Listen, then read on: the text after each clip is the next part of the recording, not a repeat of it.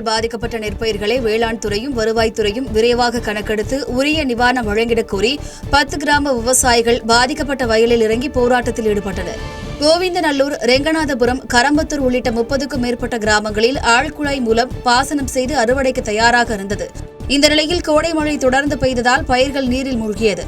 இதனால் வேதனையடைந்த விவசாயிகள் ஏக்கர் ஒன்றிற்கு 30,000 ரூபாய் நிவாரணம் வழங்கக் கோரி பாதிக்கப்பட்ட வயலில் இறங்கி போராட்டத்தில் ஈடுபட்டனர்.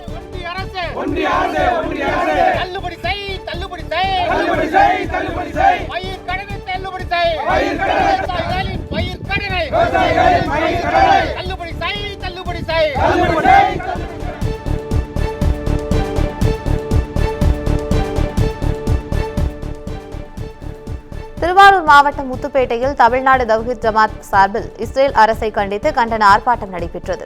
அப்பாவி பாலஸ்தீன மக்களை கொத்து கொத்தாக கொன்று குவிக்கும் இஸ்ரேல் அரசை கண்டித்து முத்துப்பேட்டையில் தமிழ்நாடு தவ்ஹீத் ஜமாத் அமைப்பின் சார்பில் கண்டன ஆர்ப்பாட்டம் பேரூராட்சி அலுவலகம் அருகே நடைபெற்றது. இந்த ஆர்ப்பாட்டத்தில் ஆண்கள், பெண்கள் உள்பட 300க்கும் மேற்பட்ட இஸ்லாமியர்கள் கலந்து கொண்டு இஸ்ரேல் அரசுக்கு எதிராக கண்டன முழக்கங்களை எழுப்பினர்.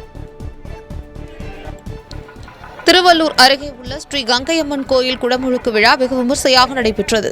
பெருமாள்பட்டு இரட்டைக்குளம் அருகே அமைந்துள்ள ஸ்ரீ கங்கையம்மன் கோவிலை புதிதாக ராஜகோபுரத்துடன் புதுப்பிக்கப்பட்டு சிவாச்சாரியர்களால் 4 கால யாகசாலை பூஜை, மகா கணபதி ஹோமம், மகாலட்சுமி ஹோமம், நவக்கிரக ஹோமம் உள்ளிட்ட பூஜைகள் நடத்தப்பட்டது. பின்னர் புனித தீர்த்தங்கள் கொண்ட குடங்களை ஊர்வலமாக எடுத்து வரப்பட்டு வேத மந்திரங்கள் முழங்க விமான கலசத்தில் ஊற்றப்பட்டு குடமுழுக்கு விமர்சையாக நடைபெற்றது. அப்போது பக்தர்கள் மீது புனித நீர் தெளிக்கும் போது ஓம் சக்தி மகாசக்தி என கோஷங்கள் எழுப்பினர்.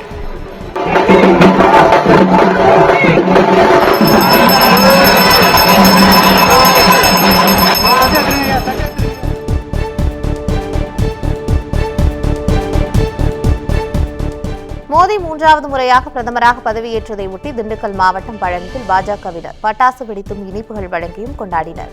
நடந்து முடிந்த மக்களவைத் தேர்தலில் தேசிய ஜனநாயக கூட்டணி வெற்றி பெற்று ஆட்சியை பிடித்தது.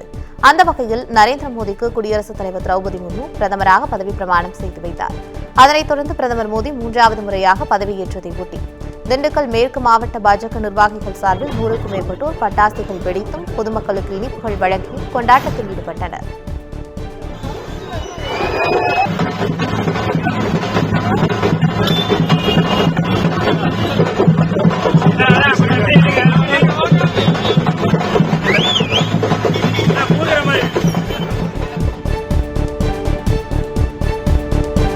சிவகங்கையில் சாலையில் செல்பவர்களிடம் செல்போன் பறித்த காரைக்குடி ஊர்காவல்படை காவலர் உட்பட 4 பேர் கைது செய்யப்பட்டுள்ளனர்.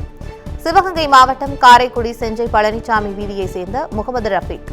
இவர் MM தெருவில் செல்போனில் பேசிக் கொண்டிருந்த போது அந்த வழியாக பைக்கில் வந்த இருவர் முகமது ரஃபீக்கின் செல்போனை பறித்துச் சென்றனர். இது தொடர்பாக அவர் அளித்த புகாரின் பேரில் போலீசார் விசாரணை மேற்கொண்டு வந்தனர். தொடர்ந்து CCTV காட்சிகளை ஆய்வு செய்தபோது ஊர்காவல் படையில் பணிபுரியும் பாலமுருகன் திருட்டில் ஈடுபட்டது தெரியவந்தது. அவரை பிடித்து விசாரித்ததில் அவரின் கூட்டாளிகள் 3 பேரும் சிக்கியுள்ளனர். இவர்கள் இதுபோன்ற பல திருட்டுச் சம்பவங்களில் ஈடுபட்டுள்ளதும் தெரியவந்துள்ளது. 4 பேரை கைது செய்த போலீசார் செல்போன்கள், திருட்டு பைக் உள்ளிட்டவற்றை பறிமுதல் செய்தனர். சின்னசேலம் அருகே பள்ளியின் புதிய கட்டிடம் மழைநீர் தேங்கி ஆங்காங்கே ஒழுகி வருவது பெற்றோரை அதிர்ச்சியில் ஆழ்த்தியுள்ளது. கள்ளக்குறிச்சி மாவட்டம் சின்னசேலம் பேரூராட்சிக்குட்பட்ட சின்னசேலம் காந்தி நகரில் ஊராட்சி ஒன்றிய தொடக்கப்பள்ளியின் கட்டிடம் புதிதாக கட்டப்பட்டுள்ளது. இதனிடையே பெய்த தொடர் மழையால் பள்ளி மேற்கூரையில் தண்ணீர் தேங்கி ஆங்காங்கே ஒழுகி வருகிறது. புதிதாக கட்டிடம் அலட்சியமாக கட்டப்பட்டுள்ளதால் இடிந்து விழுந்து பாதிப்பு ஏற்படும் நிலை ஏற்பட்டுள்ளது. இதனால் தரமற்ற முறையில் கட்டியவர்கள் மீதும் ஊராட்சி ஒன்றிய அலுவலர் மீதும் நடவடிக்கை எடுக்க வேண்டும் என்று பெற்றோர் வலியுறுத்தியுள்ளனர். மதுரை செல்லாயி அம்மன் கோவில் திருவிழாவில் 1500க்கும் மேற்பட்ட பெண்கள் பழத்தட்டு ஏந்தி சென்று வழிபட்ட உற்சவ திருவிழா வெகு விமர்சையாக நடைபெற்றது. மதுரை மாவட்டம் அலங்காநல்லூர் அருகே அமைந்துள்ள பாலமேடு கிராமத்தில் அருள்மிகு வடக்கு வாசல் ஸ்ரீ செல்லாயி அம்மன் திருக்கோயில் அமைந்துள்ளது. இந்த கோயிலில் கடந்த 31ஆம் தேதி காப்பு கட்டுதலுடன் தொடங்கிய உற்சவ திருவிழாவில் ஆண்கள் மட்டும் விரதமிருந்து மண்பானை தூக்கிச் சென்று வழிபட்ட நிகழ்வு கோலாகலமாக நடைபெற்றது. இந்த நிலையில் விழாவின் மற்றொரு முக்கிய நிகழ்வாக 1500க்கும் மேற்பட்ட பெண்கள் தங்களது தலையில் பழத்தட்டு ஏந்திச் சென்று வழிபட்ட நிகழ்வு வெகு விமர்சையாக நடைபெற்றது. திருவிழாவில் சுற்றுவட்டார கிராமத்தைச் சேர்ந்த ஏராளமானோர் பங்கேற்றனர்.